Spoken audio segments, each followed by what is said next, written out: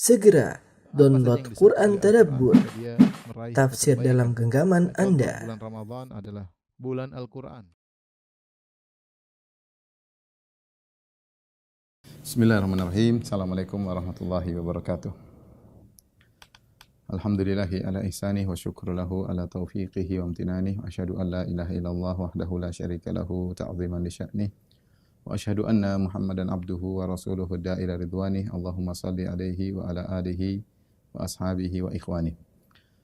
Ikhwan dan akhwat yang dirahmati Allah Subhanahu wa taala, para jamaah majelis Masjid As-Sunnah Bintaro yang dirahmati oleh Allah Subhanahu wa taala, kita melanjutkan bahasan kita tentang pemikiran dan aliran-aliran dalam Islam. Dan pada kesempatan kali ini kita akan bahas tentang istilah as-sufiyah, ya. Kenapa kita perlu mempelajari tentang istilah sufiyah? Karena as-sufiyah ya bisa dipahami dengan pemahaman yang benar dan juga bisa dipahami dengan pemahaman yang keliru, ya. Sehingga sebagian orang menjadikan akidah yang menyimpang atau pemahaman yang menyimpang atau ritual ibadah yang menyimpang di balik nama sufiyah. Mereka berlindung di balik nama sufiyah, seakan-akan kalau sudah dikasih label sufiyah berarti itu adalah suatu perkataan yang atau suatu akidah yang benar, ya, atau suatu kegiatan yang benar. Padahal kita dapati banyak ulama yang mengingatkan tentang pemikiran sufiyah yang menyimpang dari penyimpangan yang kecil sampai penyimpangan yang besar, ya, seperti mengantarkan kepada akidah wahdatul wujud yang seperti yang dipelopori oleh atau digembar-gembarkan oleh Ibnu Arabi. Demikian juga akidatul fana yang dipelopori oleh Abu Yazid Al-Bustami, kemudian juga Al-Ittihad, ya, seperti yang dipelopori oleh Al-Hallaj, ya, dan Sahrawardi dan yang lainnya, ya. Bahkan di antara mereka ada yang dikafirkan oleh para ulama seperti Ibnu Arabi, dan bahkan di antara mereka ada yang divonis untuk dibunuh seperti Al-Hallaj, ya. Para ulama di zamannya memvonis untuk membunuhnya karena pemikirannya yang zindiq, ya. Ini menunjukkan bahwasanya ada sebagian pemikiran-pemikiran sufi yang berbahaya, ya, dan semuanya berada di balik label sufiyah, ya. Oleh karenanya kita perlu untuk mengenal apa itu sufiyah, bagaimana perkembangannya, mana yang bisa dimaknakan dengan makna yang baik, dan mana yang bisa dimaknakan dengan makna yang buruk, ya. Di antara buku yang bagus yang bahas tentang sufiyah ada dua. Buku yang pertama yang saya anjurkan kepada para penuntut ilmu untuk membacanya adalah disertasi yang ditulis oleh Kiai Haji Said Aqil Siraj yang judulnya Silatullah bil Kaun atau Silatul Kaun billah fi tasawuf al-falsafi dirasatan wa naqdan, yaitu tentang hubungan Allah dengan alam semesta dalam perspektif pandangan tasawuf falsafah, tasawuf filsafat, ya, dirasah, yaitu mempelajarinya, dan juga naqdan, kritikan terhadap pemikiran ini. Ini adalah disertasi yang sangat baik, ya, menurut saya sudah baca juga, ya, Masya Allah, buku yang sangat bagus yang ditulis oleh Kiai Haji Said Aqil Siraj tentang tasawuf falsafi, ya, bagaimana keterkaitan sufiyah dengan filsafat Yunani dan yang lain. Demikian juga buku yang lain yang tulis baru-baru saja oleh Profesor Dr. Lutfullah bin Mulla Abdul Azim Khawjah, ya. Judulnya Ta'rif Tasawuf Dirasatan Wasfiyah, ya. Ta'rif Tasawuf Dirasatan Wasfiyah. Ini buku juga komprehensif. Dia memandang sufiyah dari segala sisi. Adapun Kiai Haji Said Aqil Siraj, beliau memandang dari sisi sufiyah falsafiyah, sufi yang ahli filsafat, yang terpengaruh dengan filsafat. Tapi kita akan mukaddimah terlebih dahulu. Saya ulangi poin-poin yang tadi saya sampaikan, ya. Mukaddimah, ya. Pentingnya, urgensinya kita belajar, ya. Di antaranya ikhwan, kenapa kita harus belajar ya? Karena ada apa namanya? Salah paham tentang sufiyah.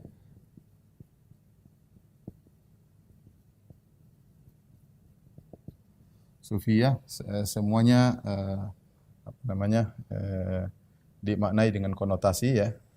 Padahal ada juga yang dibawakan kepada makna yang baik sebagaimana dijelaskan oleh Ibnu Taimiyah rahimahullah dalam Majmu' Fatawa jilid 11 ya. Halaman 18. Saya baru buka tadi ya. Kemudian banyaknya penyimpangan-penyimpangan dalam sufiyah ya. Baik dari sisi ibadah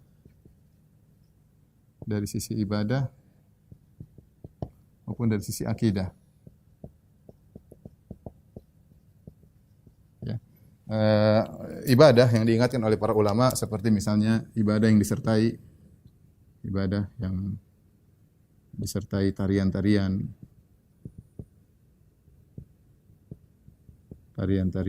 musik-musik dan semisalnya. Yang ini diingatkan oleh Imam Syafi'i ya. Beliau meninggalkan Baghdad, di antaranya ada suatu istilahnya takbir. Takbir ya, karena takbir itu kegiatan sufi ya, di mana mereka berzikir dengan nyanyian dan lain-lainnya ya. Imam Syafi'i tidak suka dengan hal tersebut. Kemudian dari sisi akidah misalnya sebagian pemahaman sufiyah, tidak semuanya, sebagian pemahaman sufiyah terutama yang falsafi mengantarkan kepada kekufuran. Ada kekufuran seperti akidah al-ittihadiyah. Nanti apa bedanya? Wahdatul wujud ya, dan yang semisalnya. Di antaranya sampai ada yang dibunuh seperti Sahrawardi al-Maqtul, sampai diberi gelar Sahrawardi al-Maqtul, yang dibunuh karena kezindikannya. Kemudian di antaranya Al-Hallaj yang dibunuh dan disalib atas fatwa para ulama di zaman tersebut karena kezindikannya, dia mengaku sebagai Tuhan. Seperti Ibnu Arabi dalam bukunya banyak Futuhat Makkiyah dan juga dalam kitabnya Fusul Hikam yang mengatakan perkataan Fir'aun, ana rabbukumul a'la, aku adalah Tuhan kalian maha tinggi, adalah perkataan yang benar bahwa Fir'aun masuk surga. Banyak ini semua berasal dari sufiyah falsafi, tasawuf falsafi, tasawuf al-falsafi, sufiyah falsafiyah ya, yang mereka terpengaruh dengan filsafat Yunani, terutama akidahnya Platonis atau Aflutin kalau bahasa Arabnya. Bahasa ininya Platonis atau Aflutin yang memiliki akidah al-faid. Al-faid ini sudah pernah kita bahas ketika kita bahas masalah filsafat ya, karena ada kaitannya filsafat dengan masalah akidah sufiyah.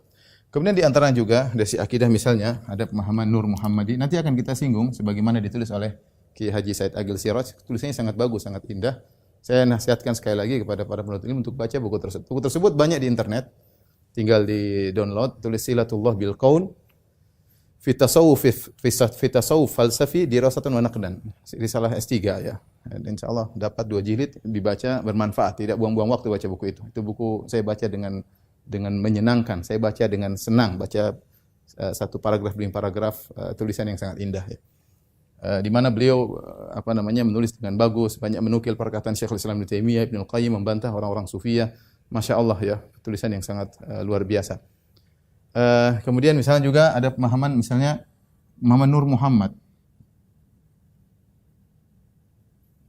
Nur Muhammad ini yang dipahami oleh Al-Hallaj, yang nanti kita singgung. Intinya Muhammad, dia mengatakan Muhammad ada 2, ada yang nurnya adalah azali, adapun jasadnya adalah muhdats baru ya, yang di mana Nur Muhammad yang azali adalah sumber dari segala ilmu, dan ini seakan-akan zat pencipta Muhammad adalah azali, bahkan sebelum ada, mungkin nanti kita kalau dinukil oleh Syekh atau Kiai Said Agil Siraj dengan nukilan yang baik dari bukunya perkataannya Al-Hallaj atau yang selainnya. Dan ini pemahaman yang akhirnya mengantarkan kepada semua agama sama. Di antara filosofinya karena semua ilmu bersumber dari Nur Muhammad. Semua ilmu bersumber dari Muhammad, di antaranya ilmu-ilmu tentang agama-agama yang ada. Mau Yahudi, mau Nasrani, mau Majusi, semuanya Islam sama saja sehingga mengantarkan kepada persamaan semua agama. Dan ini juga tentu sangat berbahaya tentang Nur Muhammad. Kemudian juga apa namanya? Dari sisi lain penyimpangan dari Sufyan seperti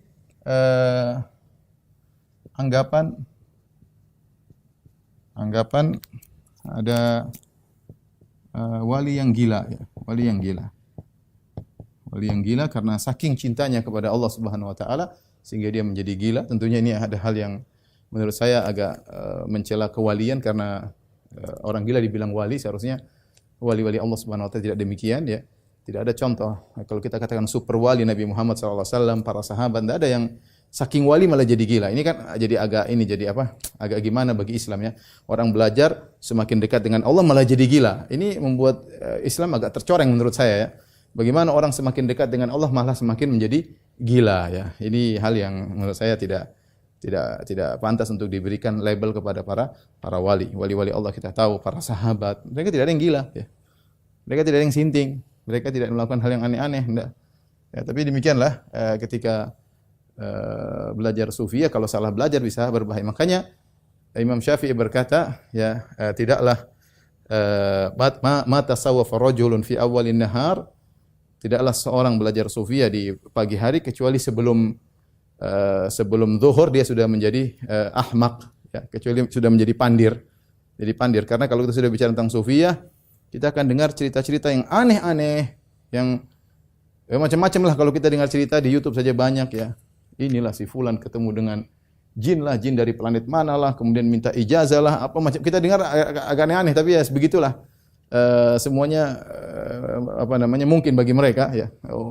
Wali gila dan macam-macamnya. Ini belajar sufiyah yang keliru, ya, sufiyah yang keliru. Kemudian di antaranya banyak ulama yang bantah hal tersebut, ya. Bantahan para ulama atas penyimpangan tersebut.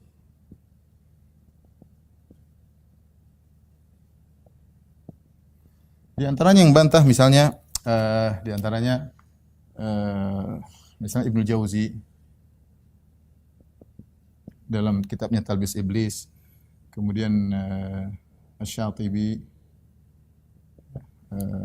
dalam kitabnya Al-I'tisam, kemudian Ibn Taimiyah dalam Majmu' Fatawa jilid 10 jilid 11, kemudian juga dalam kitabnya Al-Istiqamah, dalam kitab Rad al-Syadzili, Bughyatul Murtad, ya. Beliau membantah tentang sufiyah. Kemudian Ibnu Qayyim, ya. Ibnu Qayyim dalam kitabnya Madarijus Salikin, di antaranya Ighatsatul Lahfan, dua kitab ini menyinggung sebagian tentang sufiyah. Kemudian juga misalnya Mulla Ali Al-Qari, ya. Dalam sebagian tulisannya ada bantang sufiyah, dan tidak lain karena ada penyimpangan dari sisi ibadah maupun dari sisi akidah. Nah, Ibnu Taimiyah rahimahullah taala menjelaskan ada sufiyah yang kita tidak katakan menyimpang, tapi mereka berijtihad, yang dinamakan oleh Kiai Dr. Said Aqil Siraj, bahwasanya semoga Allah menjaga beliau dalam kebaikan, ya. Bahwasanya sufiyah terbagi menjadi dua, ada sufiyah atau tasawuf falsafi dan tasawuf ilmi, ya. Kata Dr. Aqil Siraj,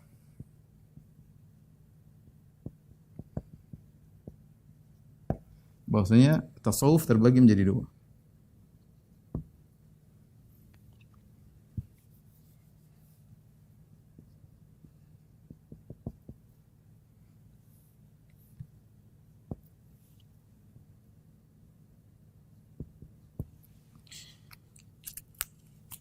Ada yang disebut dengan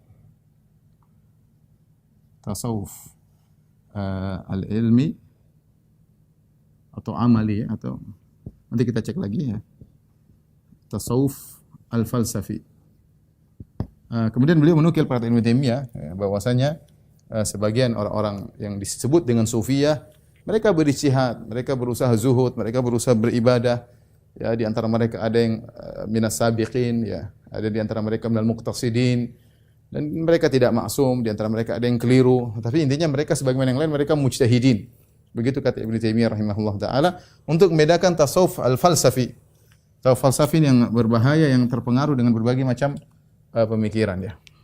Ini berkaitan dengan salah paham tentang sufi. Kemudian di antara urgensinya kenapa ini banyaknya penyimpangan dalam sufiyah? Kenapa bisa muncul penyimpangan tersebut?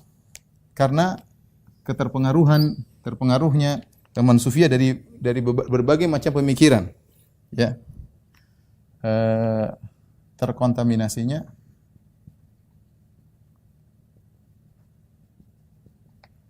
tasawuf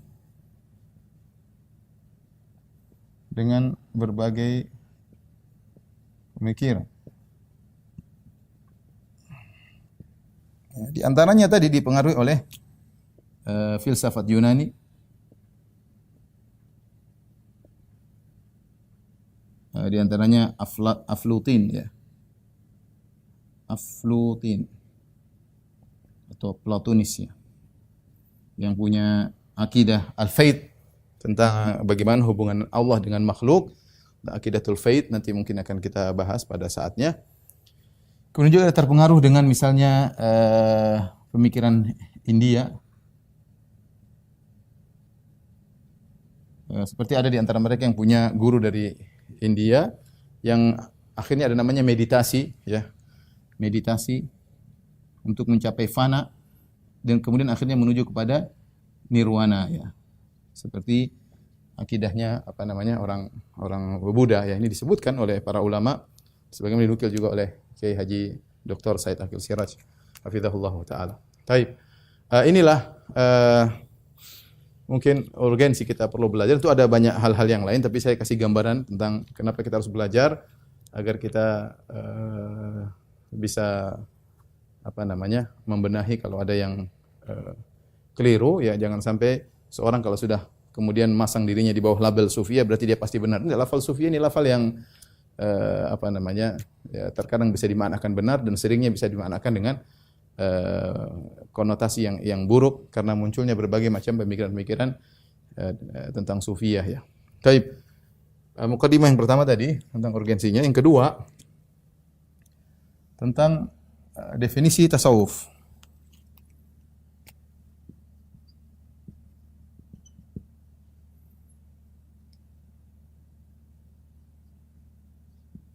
Tasawuf apa definisinya? Kita bicara pertama secara bahasa ya.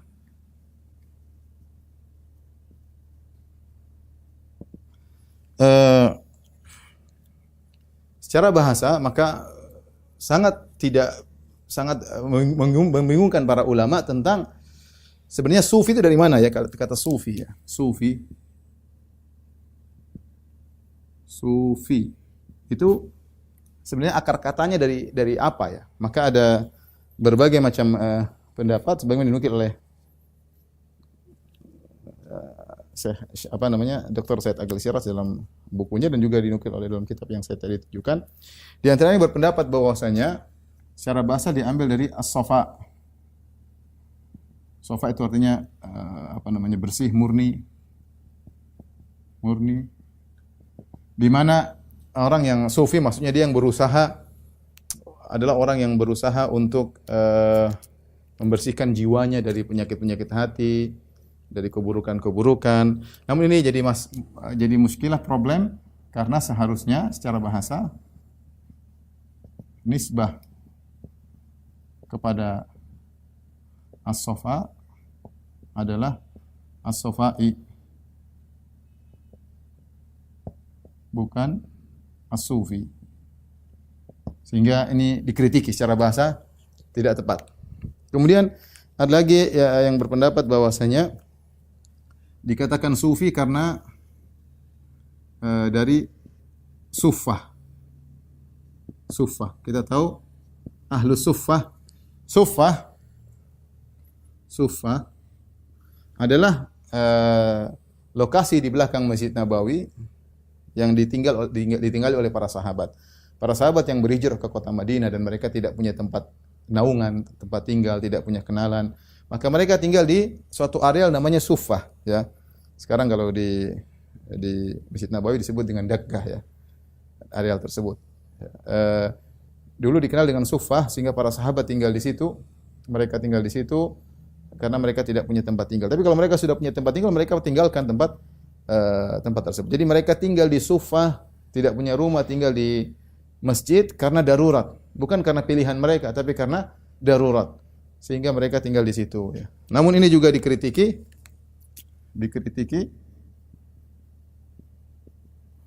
ya, karena kalau dari Suffah seharusnya nisbahnya menjadi Sufi. Sufi, harusnya Sufi, bukan Sufi. Yang jadi masalah kita kan Sufi, bukan Sufi. Maka ini juga dikritiki.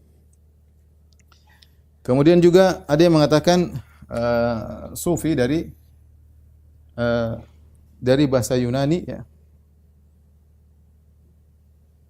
Yang dari Sufia, ya. Sufia, ya. Dari filosof. Sufia itu artinya hikmah. Kata mereka Sufia dari bahasa Yunani, ya. Bahasa Yunani, ya. Allah alam bisawab. Apakah namun ini jadinya sin bukan sad, ini sin. Sufia, tapi mereka bilang namanya huruf sin kalau diterjemahkan ke bahasa Arab bisa dirubah jadi sad, sufi. Jadi namanya filsuf, ya. Falsafah dari filu ada artinya pencinta dan sufia artinya adalah hikmah. Jadi filosof artinya pencinta hikmah. Kata mereka sufia berasal dari kata ini, ya. Sufi. Kemudian juga ada yang mengatakan berasal dari seorang namanya Al-Ghauth. Dia dikenal dengan Sufah, ya. Ada seorang namanya Al-Ghauth di zaman jahiliyah. Seseorang di zaman jahiliyah.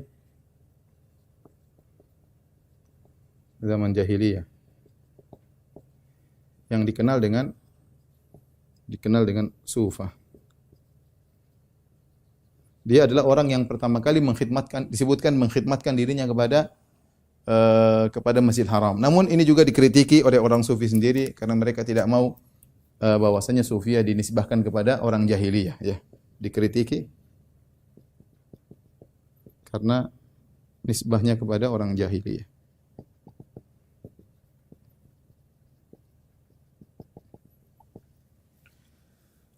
Kemudian di antaranya, ya, dari suf, ya. Ini pendapat Ibnu Taimiyah rahimahullah taala dari suf. Suf itu apa? Bulunya domba.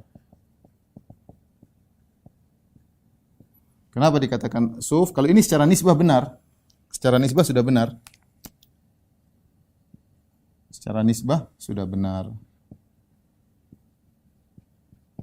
Karena nisbahnya adalah sufi, sudah benar. Ya. Kenapa kata Syekh Islam Taimiyah? Karena sebagian mereka memang ingin menunjukkan zuhud sehingga sebagian mereka memakai baju dari bulu domba yang mungkin agak bau, yang mungkin kasar, ya, sehingga sebagian sufiyah memakai baju seperti ini. Namun ini dikritiki juga diantaranya oleh Al-Qushairi. Dia ada tokoh sufiyah juga, dia mengkritiki, dia mengatakan bahwasanya tidak semua sufiyah memakai baju seperti itu.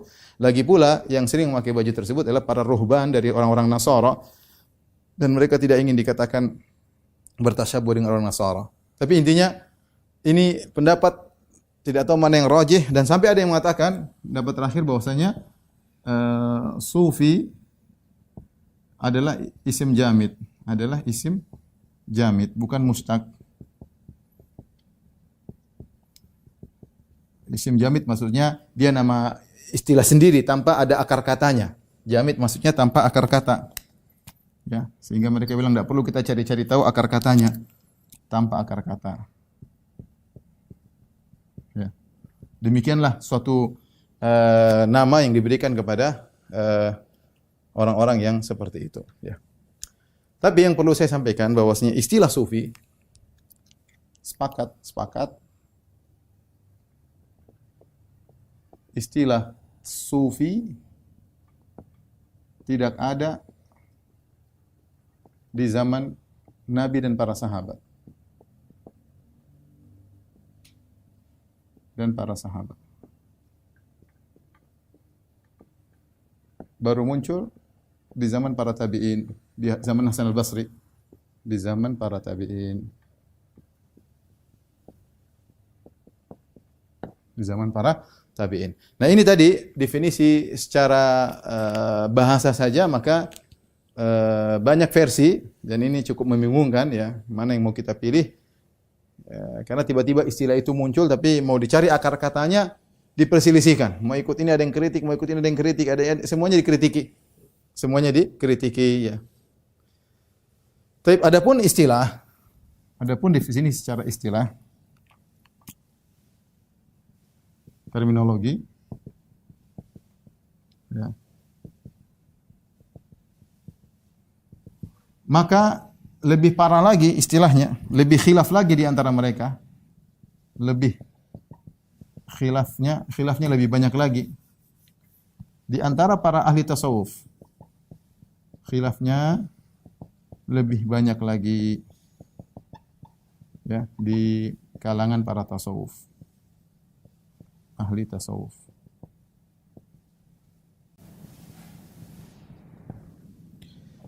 Contohnya Sahrawardi mengatakan bahwasanya istilah Sufiyah didefinisikan lebih dari 1000.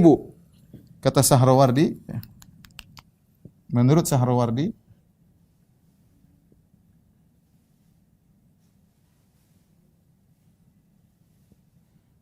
definisi lebih daripada 1000 definisi. Kemudian menurut Al-Qushairi ada 50 ya. Al-Qushairi mengatakan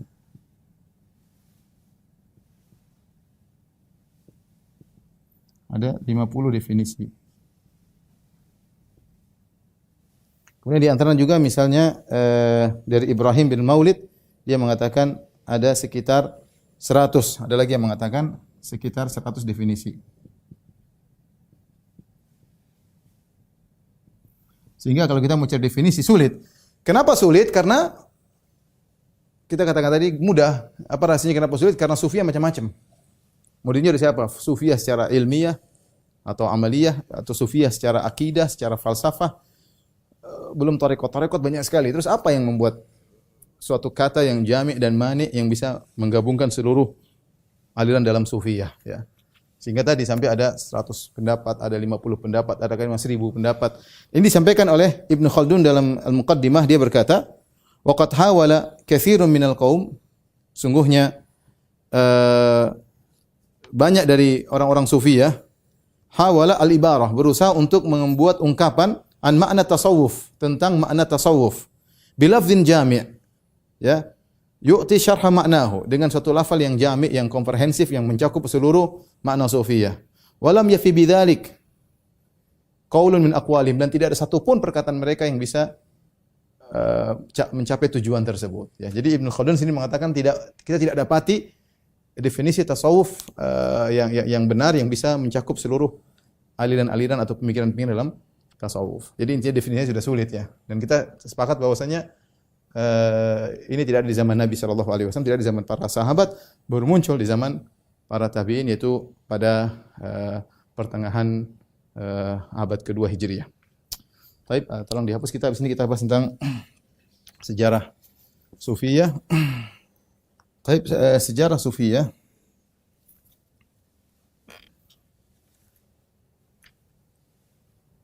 Atau ya, sejarah Sufiyah. Sejarah Sufiyah.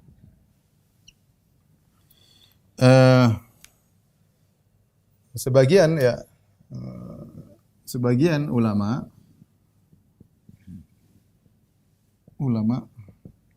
memandang Sufiyah sudah ada sejak zaman Nabi.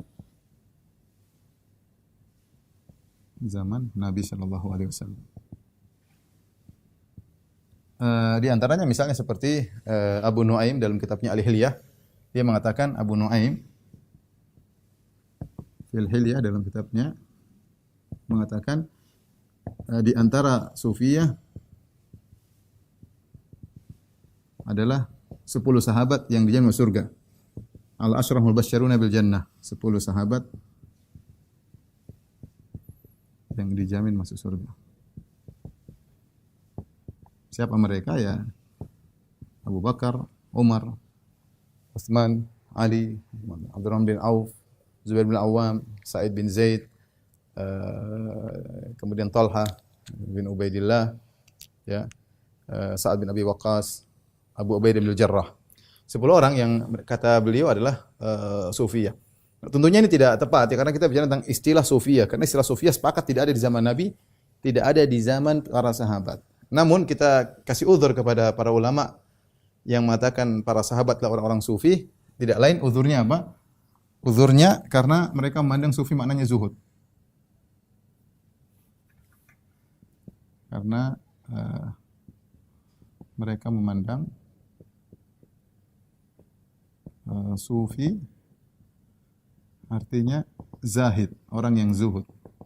Itu orang yang zuhud. Dan kita tidak ragu bahwasanya para sahabat semua adalah orang yang zuhud. Bagaimana tidak zuhud? Abu Bakar menginfakkan seluruh hartanya.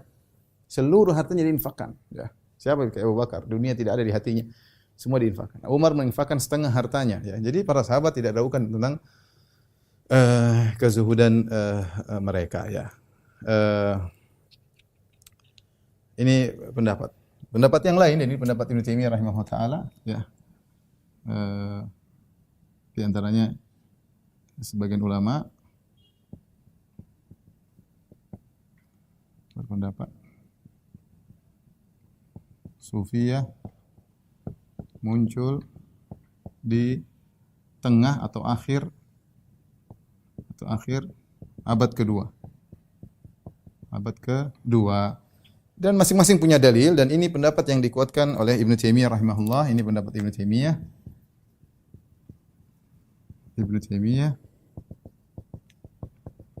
Dan dipilih oleh Kiai Haji Dr. Said Agil Siraj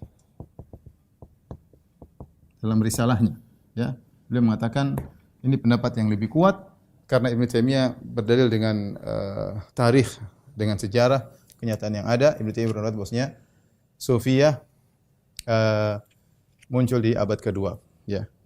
Kemudian Ibnu Taimiyah berpendapat munculnya adalah Ibnu Taimiyah mengatakan dan munculnya di Basrah. Munculnya di Basrah. Pendapat yang lain, sebagian ulama berpendapat sufiyah sama muncul sekitar abad kedua ya, ini banyak ulama ya, seperti Ibnu Jauzi juga sama, dia bilang sufiyah muncul sebelum tahun 200 ya.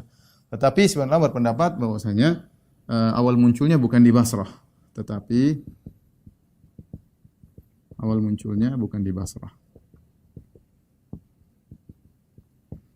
tapi di Kufah. Sama aja, sama-sama di Irak, beda tipis-tipis saja. Ada yang mengatakan sufiyah muncul, ada yang di Kufah, ada yang di Basrah, ada yang di di Baghdad. Intinya munculnya di Irak, ya. Ada juga di Khurasan. Ini pendapat. Jadi kita tahu bahwasanya sufiyah sudah muncul sudah lama, dari sebelum tahun 200 Hijriyah. Awal kemunculannya adalah dengan zuhud, ya. Ibnu Jauzi menyebutkan kita katakan silsilah perkembangan sufiyah. Silsilah perkembangan sufiyah. Saya akan bacakan Ibnu Jauzi nanti, perkembangan sufiyah. Jadi dia sangat-sangat terkenal ketika abad ketiga. Dari abad kedua mulai muncul, abad ketiga benar-benar terkenal. Awalnya, dan Ibnu Taimiyah juga jelaskan bahwasanya awalnya muncul dari kezuhudan, tapi akhirnya mereka melakukan zuhud yang keliru, ya. Zuhud yang keliru. Sehingga mereka akhirnya memaknakan zuhud lebih daripada yang seharusnya, ya, seperti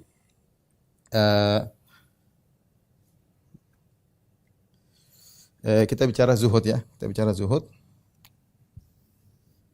Jadi Awal mereka muncul dari namanya zuhud. Zuhud.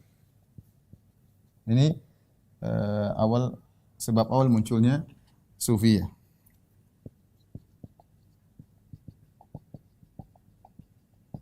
Munculnya sufiyah. Tetapi zuhud kita bilang ada dua, ya. Ada zuhud yang syar'i, ada zuhud yang bid'i. Zuhud bid'ah. Ada zuhud yang zuhud syar'i.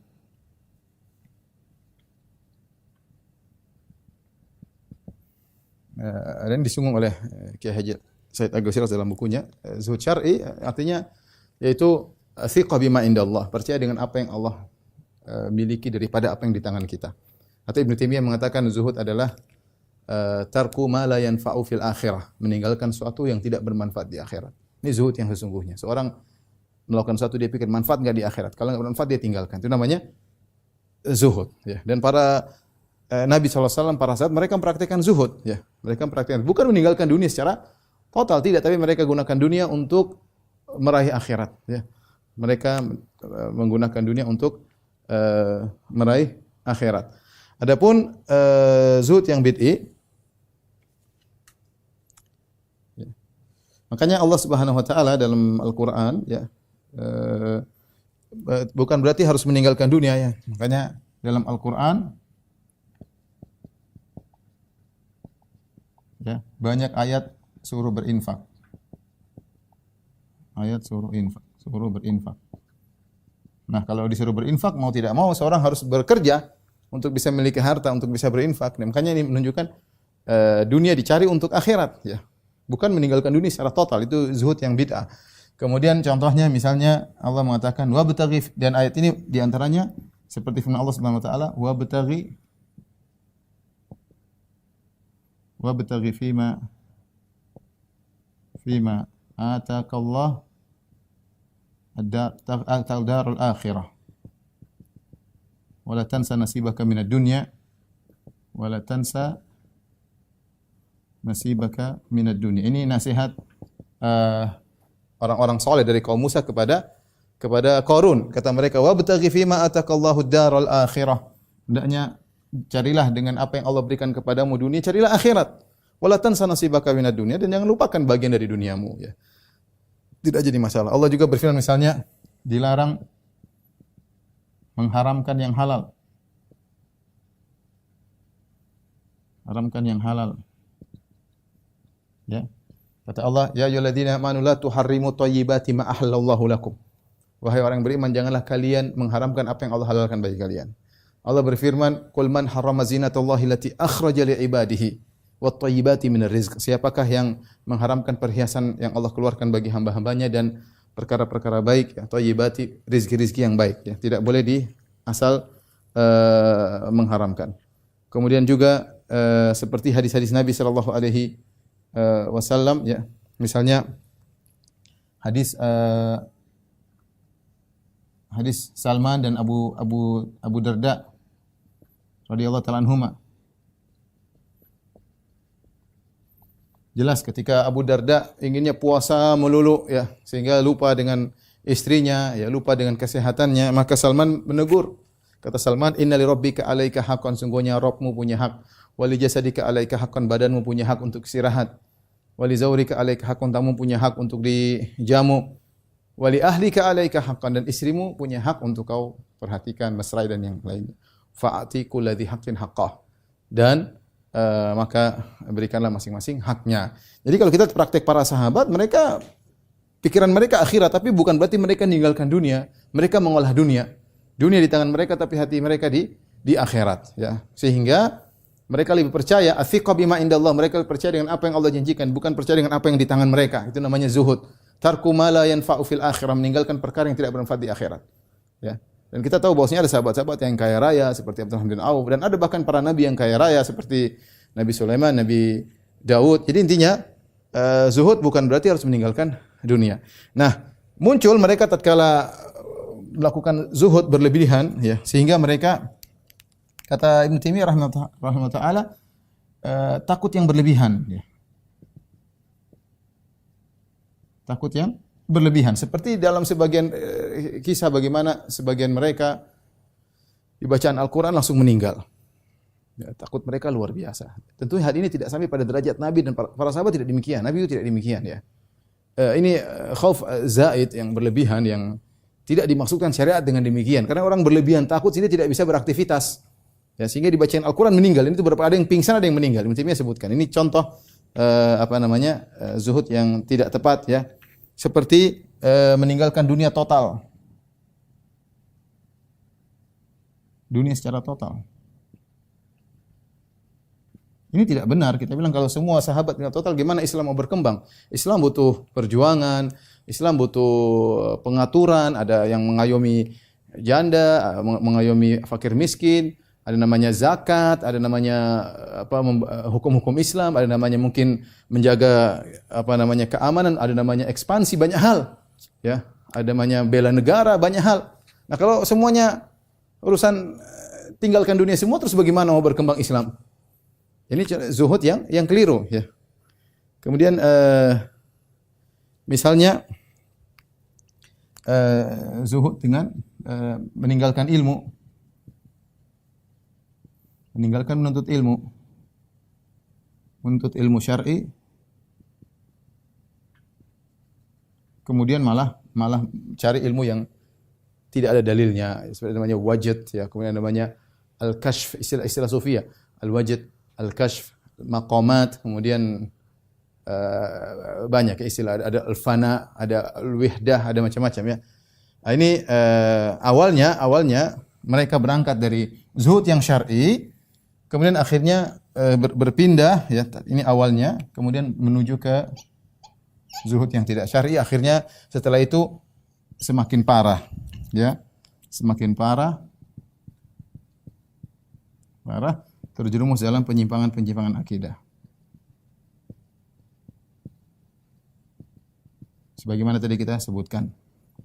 Jadi seandainya seorang mengartikan sufi maksudnya dengan zuhud, maka tidak ada masalah. Ya, tidak ada masalah seorang maksudnya sufi maksudnya orang yang zuhud, perhatian sama dunia ya, dengan aktivitas yang benar, tapi orientasinya semua akhirat, dunia hanyalah perantara menuju akhirat, maka itu orang yang zuhud.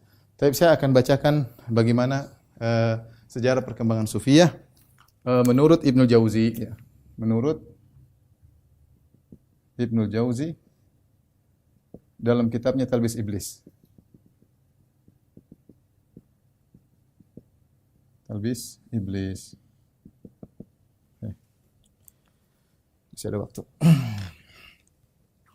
Ibnu Jauzi mengatakan ya, wa ala hadza kana awailul qaum, yaitu demikianlah pertama kali ya, mereka perhatian dengan akhirat ya, meninggalkan dunia ya. Falabbasa iblis alaihim fi asya. Kemudian akhirnya iblis memberi syubhat kepada mereka, menjadikan mereka rancu ya dalam banyak perkara. Ya, tsumma labbasa ala man ba'dahum min tabi'ihim. Kemudian lebih parah lagi yang setelahnya dan setelahnya. Fa kullama madha qarnun zada tam'uhu fil qarni tsani fa zada talbisuhu alaihim. Semakin bertambah generasi semakin parah gangguan iblis. Ila an tamakkana minal mutaakhirin ghayat tamakkun, sampai iblis akhirnya benar-benar menguasai orang-orang sufiah yang belakangan ya. Wa kana aslu talbisihi alaihim annahu saddahum anil ilmi. Pertama kali yang buat mereka bisa terjebak karena mereka dijauhkan dari ilmu. Iblis melarang mereka. Kalau mereka ilmu kan mereka tahu, sahabat tidak seperti itu. Zuhud versi sahabat tidak seperti zuhud yang mereka lakukan. Di antaranya iblis menghalangi mereka dari ilmu. Wa arahum annal maqsud al amal, dan iblis menampakkan yang penting amal. Ya, ilmu enggak usah. Falamma atfa'a misbahul ilmi indahum takhabbatu fi dhulumat. Tatkala lampu ilmu redup pada mereka, maka mereka pun berjalan ngawur dalam kegelapan. Kemudian dia mentafsir. Faminhum man arahu annal maqsud min dzalika tarkud dunya fil jumlah. Di antara mereka ada yang aku lihat, mereka menganggap tujuan daripada sufi adalah meninggalkan dunia secara total. Farafadu ma yuslihu abnanahum. Mereka tidak mempedulikan perkara yang memperbaiki tubuh mereka, ya. Wa syabbahul mal bil aqarib. Mereka memandang harta itu seperti kalajengking. Wa nasau annahu khuliqa lil masalih. Mereka lupa bahwasanya harta itu diciptakan untuk maslahatan banyak ya. Maslahat. Harta penting dalam Islam. Allah suruh berinfak banyak sekali. Mereka lupakan hal tersebut. Wa balagu fil hamali 'ala nufus hatta annahu kana fihi man la yattaji'. Dan di antara mereka ada yang berlebih-lebihan memaksa jiwanya sampai di antara mereka ada yang tidak mau berbaring. Tidak mau berbaring. Wa haula'i kanat maqasidum hasanah. Kata Ibnu Jauzi, mereka itu tujuannya baik sebenarnya. Ghairu annahum ala ghairil jaddah, hanya saja mereka tidak sesuai dengan aturan yang benar. Ya. Kemudian dia sebutkan model kedua sufiyah. Wa fihi man kana liqillati ilmihi ya'malu bima yaqa'u ilaihi min al-ahaditsil mawdu'ah wa huwa la yadri. Di antara mereka ada karena sedikitnya ilmunya sehingga melakukan amalan-amalan yang berdasarkan hadis-hadis yang palsu yang dia dapatkan dan dia tidak tahu kalau itu palsu. Kemudian yang ketiga, ثم جاء أقوام فتكلموا لهم في الجوع والفقر والوسواس والخطرات وصنف في ذلك مثل حارث المحاسبي. Kemudian datang kaum yang lain yang mereka bicara tentang masalah lapar, pentingnya kefakiran, kemudian tentang waswas, tentang bisikan-bisikan hati. Kemudian mereka menulis buku-buku tentang hal ini, di antaranya Al-Harits Al-Muhasibi. Kemudian wajah akharun fahadzabu madhhab at-tasawuf. Kemudian datang lagi kelompok yang lain, mereka berusaha mengatur madhab tasawuf. Wa afraduhu bi sifatin mayyazuhu biha minal ikhtisas bil muraqqa'ah was sama' wal wajd wal raqs wat tasfiq wa tamayyuz ziyadatin nadhafa wa tahara. Datang satu kaum yang lain lagi, mereka mengatur tentang sufiyah ya. Ada sifat-sifat khusus yang membuat mereka terbedakan ya. Seperti mendengar kasidah-kasidah, al-wajid itu mereka merasa mendapat sesuatu, ada ilmu ilahi, warraqs joget-joget, tasfik tepuk-tepuk tangan ya. Mereka lebih bersihan dan lebih bersihan daripada yang lainnya.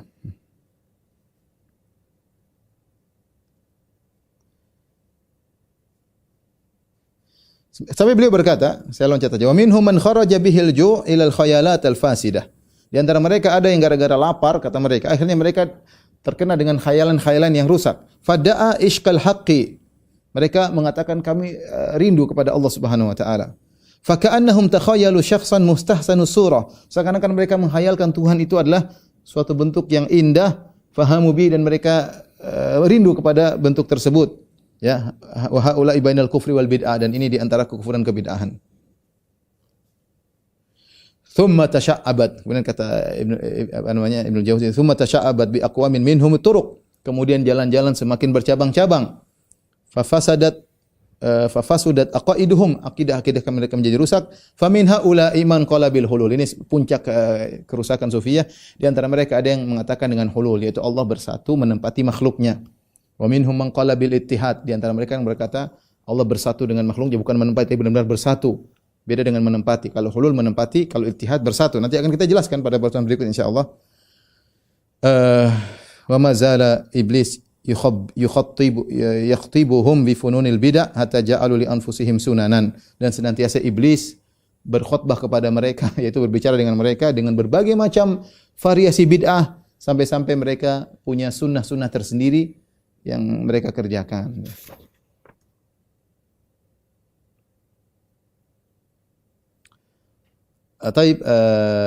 Ini mungkin yang saya sampaikan pada kesempatan kali ini. Karena akhwati rahmatillah subhanahu wa ta'ala. InsyaAllah kita lanjutkan. Kita akan bacakan dari pekan depan. Kita akan bacakan dari buku Kiai Haji Said Agil Sirat insyaAllah. Karena bukunya bagus tentang tokoh-tokoh sufiyah insyaAllah ta'ala. Kita sama-sama berdoa semoga kaum muslimin diberi hidayah oleh Allah subhanahu wa ta'ala. Saudara-saudara kita yang masih mungkin terpengaruh dengan pemahaman sufiyah yang keliru, mudah-mudahan diberi petunjuk oleh Allah Subhanahu wa taala, dan semoga Allah mengumpulkan kita semuanya dalam surganya. Wabillahi taufiq wal hidayah. Assalamualaikum warahmatullahi wabarakatuh.